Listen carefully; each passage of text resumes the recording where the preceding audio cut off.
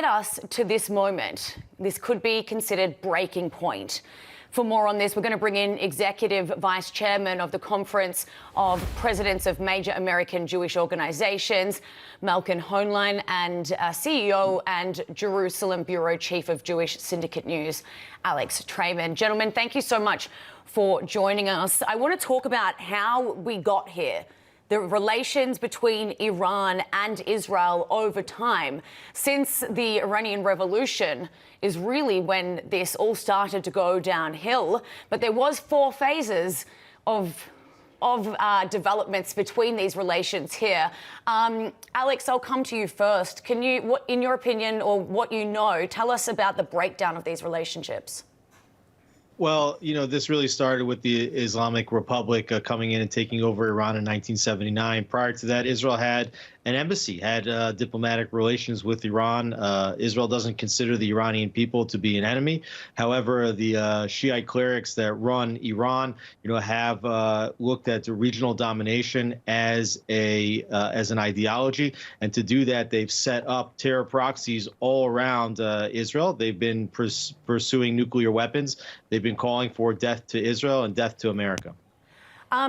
Yes. Malcolm, I just want to bring you in here because what I want to ask is about the Jewish population in Iran and other countries in the Middle East over time as well. There was a huge Jewish population in Iran prior to the Iranian Revolution and the whole MENA region. What happened to them? So this is a long story that really goes back to the end of World War II. And in fact, during the war, the Nazis held out in Tehran, and they changed the name of Iran to the Farsi form of Aryan, which is Iran, from being Persia.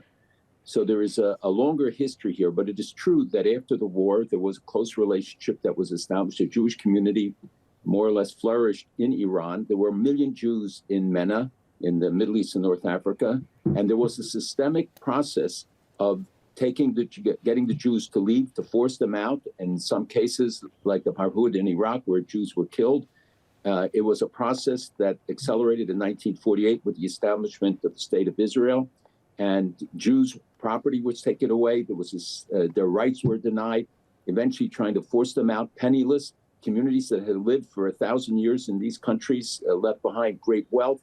So when we talk about refugee populations, there is 2 refugee populations. One, in fact, much larger, and that is the Jewish refugees who were forced out from these countries. Today, you have a small population of Jews in Iran, down from more than 100,000. And you see that the people of Iran still feel close ties often to the Jewish community. And we see demonstrations at soccer games and elsewhere when moments of silence are called for the Palestinian refugees, that they blow horns and protest against the government and against the instructions that they were given. Mm-hmm.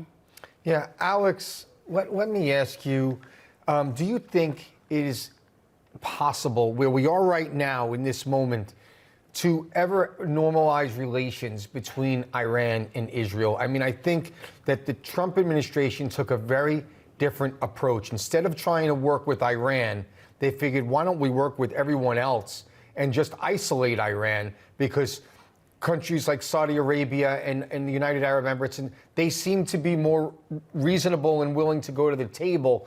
How do you see this play out ultimately beyond the immediate strikes that we're talking about? Well, there is a path to normalization with Iran. The Iranian people and the Israeli people would both be happy to normalize relations with one another and to go back to the way things were before the Islamic Republic took over in 1979. And the way to do that is to remove the clerics from power. The problem is not so much the ballistic missiles that they've sent last night as much as the people with their fingers on the button that are calling for Israel's destruction.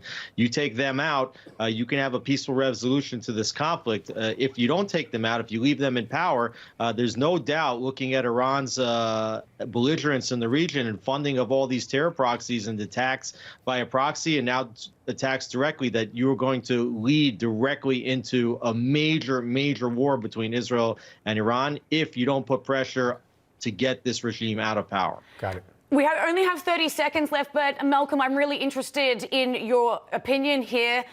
Is there a possibility, just off what Alex said, that we may see another Iranian revolution?